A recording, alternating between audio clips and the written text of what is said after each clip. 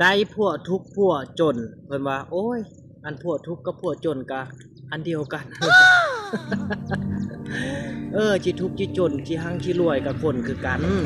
เดี๋ยวผัวทุกข์คนนี้นี่แหละสิพาเฮ็ดพาสร้างสิพาปลูกพาฝังเพิ่นก็ได้เฮ็ดหนองขึ้นมาเบิ่งเด้ตัวนี้หนองค่อยก็จะปลูกต้นกล้วยแล้วค่อยก็สิขุดเอาเนาะค่อยก็สิขุดทางพี่นี่สิปลูกผักปลูกหญ้าดุดพรการออกตลาดตะลีนี่แหละเดี๋ยวพวกคนนี้เนี่ยสิพาปลูกพาสร้างแล้วเนาะค่อยก็ได้แก้นผักเนาะวันนี้ก็สิเอาแก้นผักไปบ้านครับมีผักกาดเป็นเมแล้วก็ผักกาดซอมแล้วก็มีดอกไม้ก็ยังมีหลักมีดอกไม้ที่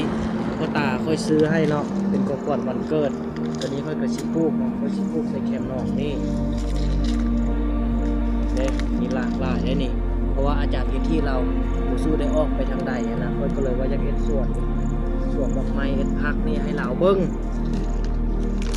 ค่อยสิไปแปลงหน้าก็